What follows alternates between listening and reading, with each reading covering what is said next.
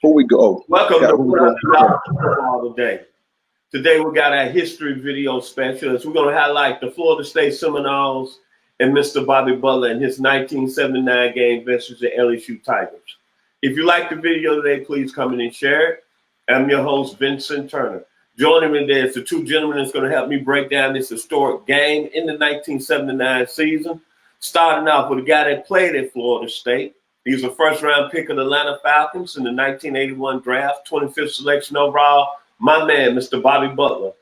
And the second gentleman that's going to join me today, he is renowned high school football coach here in the Atlanta metro area, Clayton County. He's coached at Dutchtown, Riverdale, Lovejoy, and Mount Zion.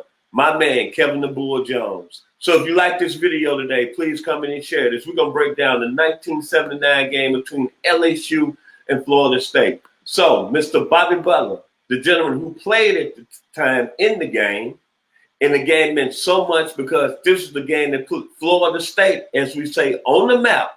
Take us back to that day in October of '79. Well, I tell you, we were striving to get some national recognition. It was 2 years in coming that nobody really believed in our program. And rightfully so, because Florida State hadn't done anything since the late 60s, right? And so here we was, we had beat some great teams that year already. And we're playing LSU on a nationally televised game. You don't get any bigger than that. So, when you're not a traditionally SEC team or back then Pac-10 team and Big Ten, all those kind of teams, SEC conference, people were not non-believers in your ability to play on that level. So we just, 1 week at a time, chipped away, and we played LSU that day, which is a great opportunity for us to bring our brand, our style of football to the South, which was different. Back then, as you saw when you saw the game, LSU ran a power I. They ran the ball extremely well, very physical team, and we were gunslingers. I mean, we tossed the ball around, and Bobby Bowden had a million trick plays in his arsenal. so we were just different, and it was hard for people to believe in it, but we made believers out of people that day. Coach Jones, you guys, Bobby, it looked like you guys had a we're in a dog fight there down there at Tiger Stadium. Like you mentioned with that ground game, punishing ground game they had, and you individually had a dog fight yourself with Carlos Carson and the Porter receiver, Tracy Porter receiver. You had a dog fight with both of those guys the whole game, and when they did throw the ball, they really wanted to attack those safeties a lot of the time, but there were times when they, still you had to match up against either one or the other. So talk about how you were able to figure out what was the best technique to use on both of those guys. Because one of them, if I'm not mistaken, was from Florida. So once again, Florida boy went all the way out to Louisiana to play football. Well, it's a traditional Florida story. The talent pool is so big in Florida. Miami, Florida State are going to look over quite a few guys, and they're gonna slip out. Carlos Carson. In his senior year in high school, my junior year in high school, he was the fastest guy in Palm Beach County. He ran a 400-yard dash, right? He ran like a 21.8 220-yard dash. And he was a tailback in high school, Coach Jones. Smooth. When I tell you he was smooth, he was getting it, right? Didn't get a lot of opportunities, a lot of offers in the state of Florida, and LSU was his best offer, and he went. And, he went on after that and, had a great 10-year career with Kansas City Chiefs. Was an all-pro for the Kansas City Chiefs, by the way, right? But what they did to us that was a little different, that made us a little soft in some of our coverages, they started to put two receivers to one side, like slot receivers, right? When they did that, we would check into our traditional three-deep coverage, cover three. And what that did with me, it made me soft. I couldn't challenge the outside, right? Because I had to always look for the second receiver coming into my area. So we were giving up. I think Tracy Porter caught one or two deep out patterns on my side because I'm keying Carlos in the slot. All right. So but it was a great game plan by them, to be honest with you, right? And so it was a dogfight, and I think after a while though, we kind of trimmed the fat, right? We started hitting our receivers down the field, which nobody can cover those guys. I'm just telling you now. Yeah. I mean, we had a true freshman out there, 22 out there. He was catching ball, Hardest Johnson. And then Jackie Flowers had the game of all games. Right. Sam Platt, who came in as a running back, who was a wide receiver that year, caught the first touchdown pass, but hurt his ankle on the play. I don't know if y'all saw that. He hurt his ankle, and he couldn't play. So Hardest Johnson, the true freshman, came in and balled out. Wow. Right? And so we just had a plethora of receivers. And, I mean, a guy can go down. We can just go next man up and not panic. So it was a great game. One of the things that impressed me was the fact that Coach Bowden, it didn't matter what point in the game, he always stretched the field. Which means, you think you're going to get the punishing ground game the rest of the game. But his ability to go deep at any point in the game made you have to stay too high with the safeties instead of bringing it just one high and bring that one safety in the box so you can play better against the run. He didn't follow those guidelines. He went with the Bowden rules, I call it, and he was able to still throw the ball deep, which caught LSU off guard. And that was a bruising game. Notice Ron Simmons got shaken up there for a minute in the game as well. So knowing that all of those nicks and tucks were going on during the course of the game, I saw even a couple of times when you came in there on a tackle and just came in the box flying in there. And, people don't realize when they talk about football, they say, well, yeah, you guys get paid a lot of money. But listen, there's a lot of banging going on.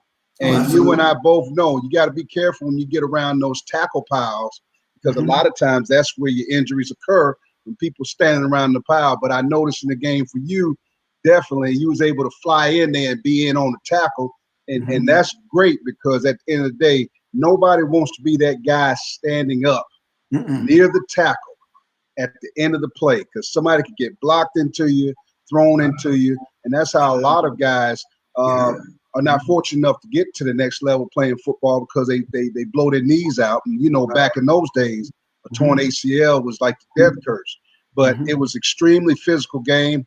I thought that, and it showed exactly what you talked about, having to, I was wondering why you weren't up close man a couple of times, and to realize that guy was actually that fast.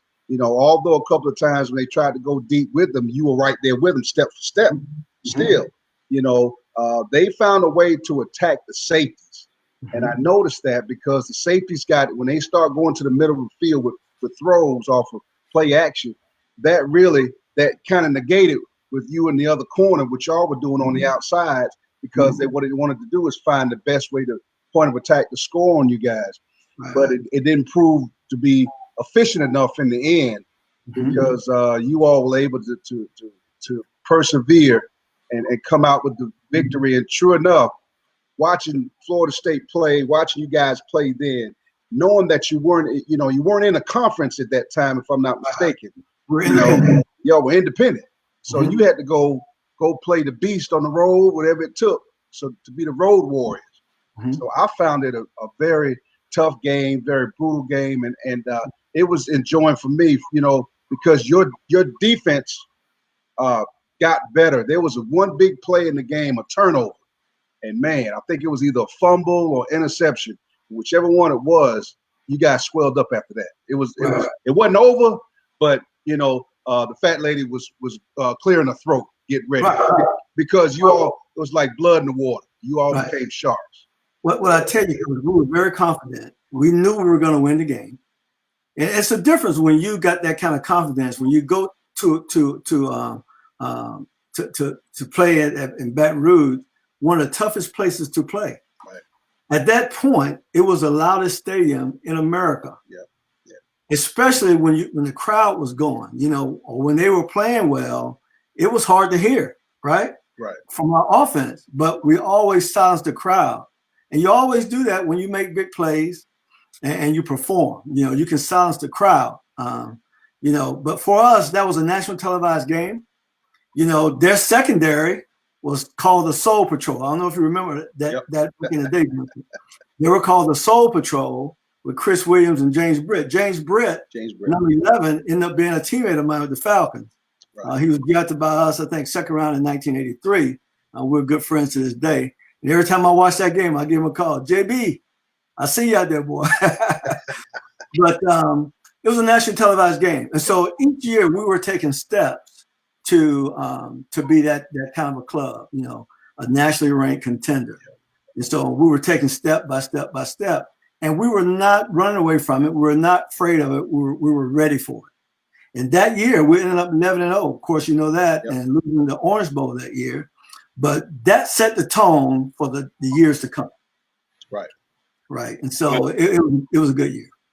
Well, like I said, to me, that was the game that put Florida State on the map.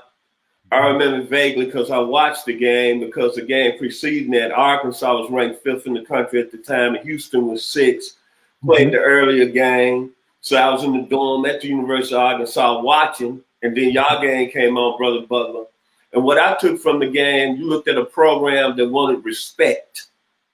And a lot of people were saying, who is Florida State? Right. We don't know nothing about the guys from Florida.